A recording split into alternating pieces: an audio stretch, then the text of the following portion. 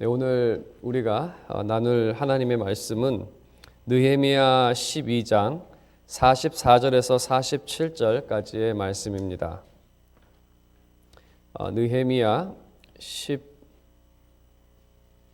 12장 44절에서 47절까지의 말씀을 교독하고 47절은 함께 읽도록 하겠습니다. 그날에 사람을 세워 곡간을 맡기고 제사장들과 레위 사람들에게 돌릴 것 곧 율법에 정한 대로 거제물과 처음 익은 것과 11조를 모든 성읍 밭에서 거두어 이 곡간에 쌓게 하였노니 이는 유다 사람이 섬기는 제사장들과 레위 사람들로 말미암아 즐거워하기 때문이라.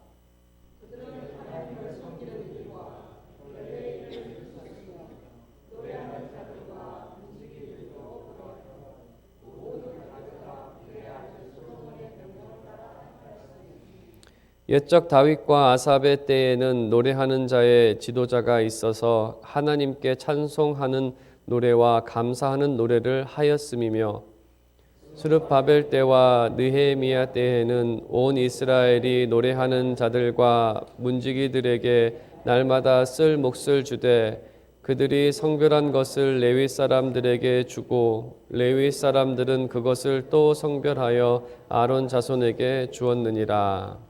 아멘. 네, 오늘 이렇게 만나 뵈서 반갑습니다. 제가 지난 주일 한 주를 출타했는데 오랜만에 뵙는 것 같기도 하고 제 기분이 그래서인지 너무 많이 돌아다녀서 그런 건지 제가 그 칼럼을 통해서도 말씀을 드렸듯이 시애틀에 도착을 해서 운전을 해서 4-5시간 떨어진 곳에 이 풀만이라는 도시가 있습니다. 정말 풀만 있는 도시입니다. 1시간을 달렸는데 정말 동산이 계속 나오고 그게 다 밀밭이라고 합니다. 그 밀밭이 아프리카에 있는 사람들을 다 먹이는 밀밭이라고 할 정도로 정말 풀이 어마어마하게 많은, 근데 그곳에 PCA 교회가 있고 그 교회는 34년 된 교회입니다. 참 오래된 교회가 그곳에 한인교회가 있었습니다. 3년 전에 제 신학교 한 후배라고 할 수 있는 목사님이 그곳에 3년 전에 부임을 하셔서 그 교회 역사상 처음으로 장로를 세우게 되는 날이었습니다. 그리고 장로님 한 분과 함께 안수집사 3분이 함께 그곳에 세워지는 한 80명 정도가 모여서 예배를 드리는 참 귀한 교회였습니다.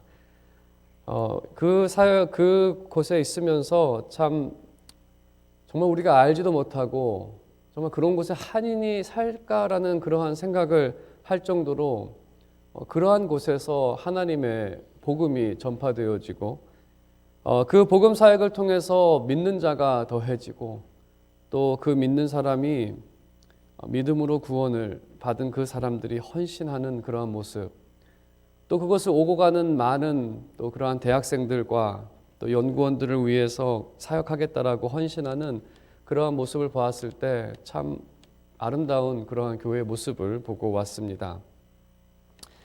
우리가 이 오늘 말씀을 보면서도 이 말씀에서는 이스라엘 백성들이 그 바벨론에서 하나님께서 그 페르시아 왕을 통해서 그들을 구원하셨고 그 가나안 땅으로 옮기셨고 그들이 하나님과의 언약을 갱신했다는 것은 하나님이 이제 우리의 하나님이고 우리는 하나님의 백성이 되겠다라는 그 회복이 일어났었고, 또 오늘 말씀에서는 이제 그들의 신앙생활을 묘사하는 그러한 말씀을 우리가 함께 보았습니다. 우리가 함께 이 말씀을 볼 때에 구원받은 사람에게 이 복음의 은혜를 깨닫고 그 은혜 가운데 살아가는 사람들에게 어떠한 모습이 나타나는지를 오늘 말씀을 함께 살펴보도록 하겠습니다. 오늘 말씀의 44절에 있는 것처럼 우리가 지난주에 살펴보았듯이 그들이 하나님께서 맹세한 내용을 이제 실행하기를 시작합니다. 그들이 하나님께 맹세한 내용을 10장 마지막 절에 있는 것처럼 하나님의 전을 버려두지 아니하리라. 이제는 그 전을 버려두지 아니하겠다라는 그러한 다짐을 하고, 또 우리가 읽지 않았던 11장, 또 12장 말씀에서는 그 사람들이 어떻게 살게 되었다는 마치 여호수아 시대의 땅 분배와 같은 말씀이 있고, 그 다음에 그 느헤미야가 성벽을 봉헌한 후에 오늘 말씀으로 이 모든 그 장을 12장을 마칩니다. 그들이 이 하나님의 전을 버려두지 아니하리라. 그곳에서 계속해서 사역이 진행되기를, 지속되기를 원하는 마음으로 헌신을 합니다. 헌신의 동기는 어떠한 의무감이 아니라 즐거움으로 했다라고 그 44절에서 그렇게 말하고 있습니다. 유다 사람들이 섬기는 제사장들과 레위 사람들로 말미암아 즐거워하기 때문이라. 즐거워하기 때문에 그들은 레위인들의 사역으로 즐거워했다라고 그렇게 말하고 있습니다.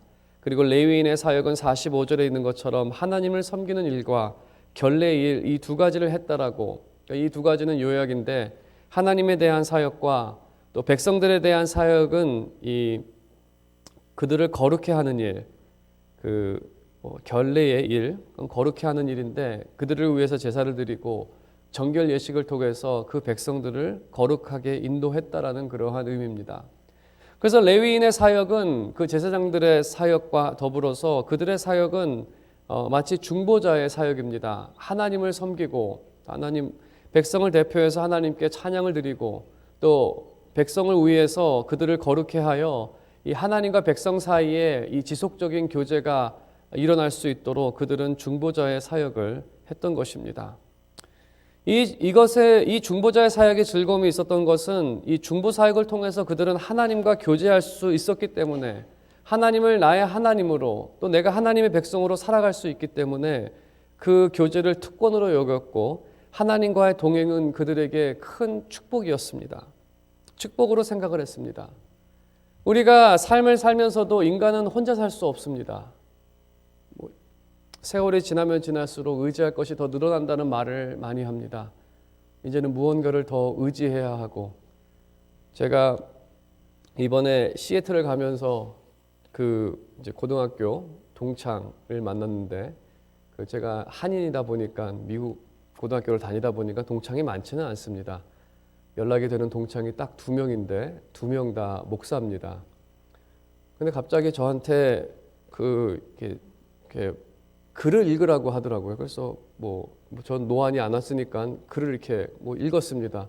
그랬더니 이제 안경을 벗은 다음에 이걸 보라고 하더라고요. 근데 안경을 벗었는데 이게 더 잘 보이더라고요. 정말 저도 몰랐는데 참 신기한 일이 저에게 나타났는데, 근데 제 친구는 이제 바이포컬로 해서 밑에를 돋보기를 넣었다고 합니다. 제가 말씀드리고자 하는 것은 사람이 시간이 지나면 지날수록 의지할 것이 더 늘어갑니다. 저는 그때까지 그 나이까지 되진 않았지만 나중에는 그 약을 의지해야 하고 또 시간이 더 지나면 정말 그 간호원이나 아니면 자녀를 의지해야 하는, 또 타인을 의지해야 하는, 사람이 세월이 지나면 지날수록 의지할 것이 늘어가는 것.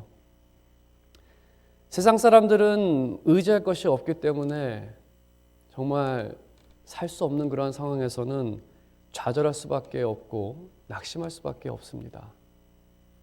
참 하나님을 의지한다는 것은, 또 의지할 수 있는 분이 계시다는 것은, 또 그분이 우리를 사랑하시고 능력 있는 분이라는 것은 참 큰 축복입니다. 제가 이번에 가면서 또 한 가지 놀랐던 사실은, 또 다른 그 동창을 만나서 고등학교 졸업하고 25년 만에 직접 보게 된 건데, 그 친구가 이야기해 주는 것은 이러한 간증을 했습니다. 그 첫째 아이가 지금 이제 13살, 저희 아이하고 첫째하고 똑같은데 어릴 때 소아암에 걸렸었다고 합니다.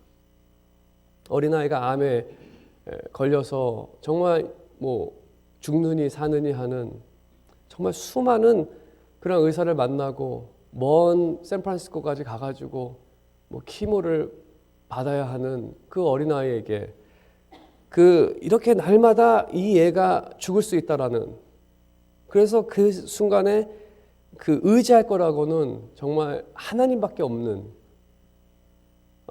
그래서 하나님을 의지하면서 기도하면서 정말 그 날마다의 삶이 은혜였다는 거죠. 하루의 삶이, 하루의 생명이 하루 더 살 수 있는 것이.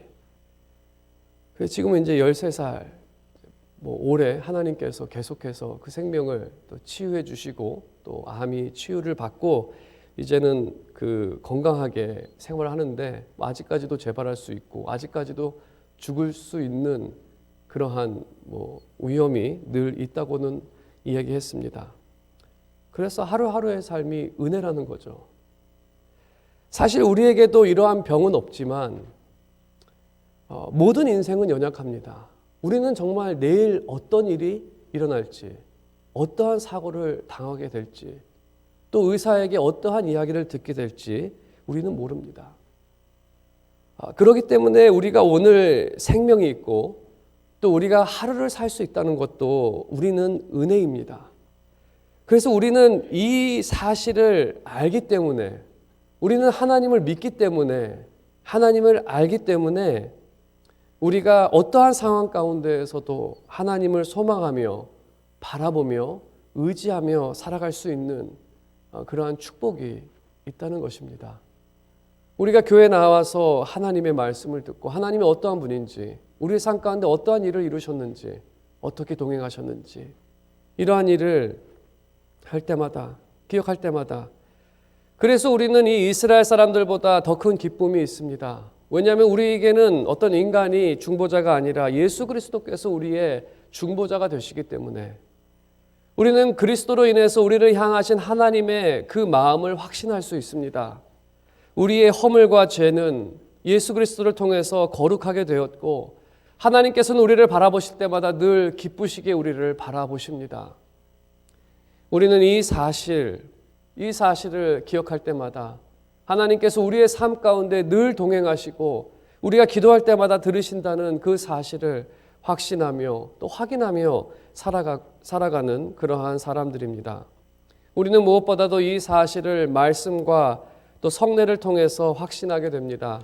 우리에게는 복음의 말씀을 들을 때마다 하나님께서 우리와 그 관계를 회복하시기 위해서, 하나님이 우리 하나님이 되시기 위해서, 또 우리를 하나님의 자녀를 삼으시기 위해서 행하신 그 그리스도의 사역들을 우리가 다시 한번 기억할 때마다 하나님은 우리를 버리지 아니하신다는, 우리는 늘 의지할 분이 있다는 그 사실을 붙잡게 됩니다. 우리가 성찬을 대할 때마다, 우리 또 주일에 성찬식이 있는데 그 우리의 이 교제를 회복하시기 위해서 예수 그리스도께서 흘리신 그 피와 그 찢기신 몸을 다시 한번 그것이 우리에게 전달되었을 때에 또 우리가 같은 테이블에 앉아서 하나님께서 주시는 그 거룩한 음식을 먹을 수 있다라는 그 자격이 되는 그 거룩한 그 자리에 갈 수 있는, 그래서 우리가 하나님의 말씀을 들을 때마다, 성찬을 대할 때마다 하나님께서 나와 동행하신다는 그 사실 때문에 우리에겐 즐거움이 있습니다.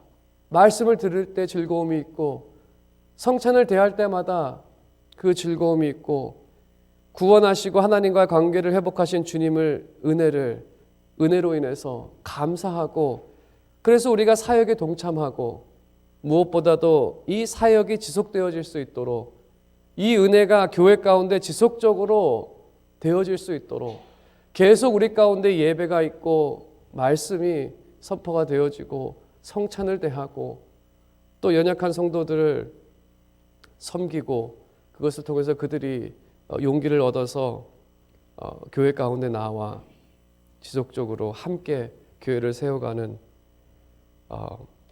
그래서 오늘 말씀에 있는 것처럼 그들의 기쁨으로써 그 어떤 연보를 했다라고 되어 있는데, 사실 이 시대에는 우리가 또 다 같이 헌신해야 하는 그러한 모든 사람들이 다 하나님의 일꾼으로 부름받은 시대이기 때문에 그렇게 그들이 이 사역에 헌신하는 모습으로 나타납니다. 그것은 그들이 지속적으로 하나님과 관계 가운데 이 즐거움을 누리기 위해서 그들이 헌신을 하는 모습으로 나타났습니다. 그리고 두 번째로 그들에게 나타나는 것은 바로 감사의 찬양이었습니다. 오늘 말씀을 보게 되면 45절과 46절에 다윗과 솔로몬 시대의 찬양 사역에 대해 언급을 합니다. 다윗의 명령으로 찬양 대장을 맡았던 아삽도 오늘 본문에서 언급을 합니다. 아삽은 그 자녀들과 함께, 아삽이 일종의 찬양 대장이었고 그 아들들도 다 악기를 다루는 그러한 자들이었고 또 성가대가 크게 하나님께 거룩한 찬양을 불렀던 그 포로에서 돌아온 이스라엘 사람들의 소원은 성전의 모습을 되찾는 것입니다. 단순히 빌딩을 재건하는 것이 아니라 그 성전에서 드려지는 예배가 회복되기를 원했습니다. 그리고 46절에 있는 것처럼 하나님에 대한 감사와 찬송의 노래가 울려 퍼지기를 원했습니다. 찬송이라는 것은 하나님의 높으심을 인정한다라는 의미입니다. 우리가 찬양을 부른다고 하나님이 높아지는 것이 아닙니다. 하나님은 이미 높으십니다. 절대적으로 강력하신 분이십니다. 우리가 강력한 분이라고 찬양을 할 때 강력한 분이 되는 게 아니라 하나님은 이미 찬양은 그것을 인정하는 것입니다. 내가 그렇게 인정하겠습니다. 하나님은 선하신 분이십니다. 하나님은 능력 있는 분이십니다. 이러한 찬양이 교회 안에서뿐만 아니라 세상 모든 사람의 마음에도 높아지기를 원하는 것이 바로 우리의 소원입니다. 이 세상 사람들이 정말 하나님은 선하신 분이시구나, 정말 하나님은 능력 있는 분이구나, 그것이 이스라엘 백성들이 원하는 그러한 모습입니다. 느헤미야 시대 때 경험한 하나님은, 그들이 하나님을 높이 찬양 부른 그 찬양의 내용은 하나님께서 자신의 백성을 버리지 아니하시고 보존하셨다는 것입니다. 70년 그 포로 생활 동안에 하나님께서는 그들을 보존하셨고 또 하나님께서 왕의 마음을 움직여 하나님께서 백성에게 약속하신 땅으로 인도하셨다는 그 사실들, 그 하나님의 신실하심, 그 약속을 버리지 않는 것, 하나님의 사랑, 하나님을 대항한 그 백성을 용서하신 그 하나님, 하나님의 능력, 세상의 왕들도 역사도 자신의 뜻대로 주관하시고 다스리는 그 증거는 예언자들의 말씀과 성취를 통해서 그들은 잘 알고 있습니다. 하나님께서는 아수르의 멸망을 말씀하셨고 바벨론의 멸망을 이미 말씀하셨고 그들이 70년 포로가 된 후에 돌아오실 것을 이미 말씀하신 이러한 일들이 그들 앞에 일어났을 때에 하나님은 이 세상을 주관하시는 능력의 하나님이라는 것을, 그래서 이 놀라운 하나님의 모습들을 그들은 찬양했습니다. 이 놀라운 하나님의 모습은 무엇보다도 그의 신실하심과 그 사랑하심과 그 능력은 무엇보다도 신약의 예수님을 통해 나타났습니다. 우리가 십자가와 부활의 사건을 통해서 기억하는 것은 이 사실들, 하나님께서는 신실하셔서 사랑이 넘치셔서 약속대로 그들을 구원하셨고 또 능력 가운데 부활하셔서, 그래서 이 사실들을 우리는 찬양합니다. 또한 우리가 찬양하는 것은 그 하나님께서는 우리를 버리지 아니하시고 우리의 믿음이 연약할 때, 우리가 허물 가운데 있을 때, 때로는 우리가 죄를 범하고 하나님을 없는 것처럼 살아가는 그 상황 가운데에서도 하나님께서는 우리의 믿음을 보존해 주셨고 때로는 위험과 또 때로는 우리의 질병 가운데 하나님을 부인할 만한 정말 하나님이 계시냐고 부인할 만한 그러한 사건이 있었음에도 불구하고 하나님께서는 우리의 믿음을 붙잡아 주셨고 우리로 하여금 인내하게 해주신, 때로는 하나님을 원망하며 기도할 때 해도 하나님께서는 그 기도를 들으시고 책망치 아니하시고 우리를 지금까지 인도해 주셨던, 그래서 우리가 이 하나님의 구원과 우리 가운데 이루신 이 일들을 생각할 때에 우리도 이러한 감사와 찬양이 나오는 것이고, 또 한 가지 기쁜 것은 그때에는 레위 사람들만 이 찬양을 부를 수 있었는데 지금은 모든 사람들이 이 찬양을 부를 수 있는 그러한 시대가 우리 가운데 왔습니다. 우리가 예배라고 하는 단어는 그 영어로 worship이라고 하는데, worship은 worth라는 가치, 하나님의 가치를 인정한다라는 의미에서 예배, 그 월십이라고 영어로 그렇게 번역을 했습니다. 하나님의 높으심과 선하심과 이 가치들을 인정하는 자리. 그래서 예배의 회복, 찬양의 회복은 구원을 경험한 사람만을 통해 나타나는 일입니다. 구원을 얻고 그 구원에 그 하나님과의 동행 가운데에서 나를 통해서 이루시는 그 일들, 그 은혜. 그래서 계시록 14장 3절을 보게 되면 그들이 보좌 앞과 네 생물과 장로들 앞에서 새 노래를 부르니 땅에서 속량함을 받은 14만 4천 밖에는 능히 이 노래를 배울 자가 없더라. 이 말씀의 의미는 오직 구원받은 자만이 참된 찬양을 하나님께 드릴 수 있다는 것입니다. 그래서 구원받은 자의 모습은 하나님에 대한 찬양으로 나타납니다. 47절에 보게 되면 이제 새로운 세대가 왔습니다. 새로운 세대는 다윗과 솔로몬의 세대가 아니라 그것과 비교해서 스룹바벨과 느헤미야의 때라고 말하고 있습니다. 스룹바벨과 느헤미야를 그 다윗과 솔로몬처럼 이 성전을 건축하고 예배를 다시 새롭게 한 그러한 세대를 뜻합니다. 어떤 신학자는 느헤미야를 이렇게 부릅니다. 이스라엘이 갖지 못한 이스라엘 최고의 왕 느헤미야. 이스라엘이 갖지 못했다는 것은 느헤미야는 왕이 아닙니다. 하지만 뛰어난 리더였고 또 성을 재건한 사람입니다. 그가 뛰어난 것은 단순히 그러한 일을 해서가 아니라 그는 군림하는 자가 아니라 섬기는 자로서 이스라엘을 다스렸던 그러한 사람이며 성전에 대한 열정은 다윗과 솔로몬보다 더 컸음을 느헤미야는 말하고 있습니다. 하지만 느헤미야를 통해서 우리가 볼 수 있는 것은 이 느헤미야를 통해 우리는 그리스도의 모습을 발견할 수 있습니다. 그 성전에 대한 열정은 예수님께서 가장 큰 열정을 예수님께서는 말씀하십니다. 성전을 향한 열정이 나를 삼켰다고. 성전에 대한 열정이 너무나 커서 예수 그리스도께서 십자가를 지셨다라는 그러한 의미로서 하신 말씀입니다. 예수님께서는 이 성전이 회복되기를 원하셨습니다. 성전이 회복된다는 것은 단순한 빌딩이 아니라 말씀드린 것처럼 그곳에서 하나님을 향한 그 찬양이 있고 만민이 기도하는 그러한 곳으로서 누구든지 하나님께 나아가 기도할 수 있는 예수 그리스도께서는 이러한 성전을 주시기 위해 십자가에 달리셨습니다.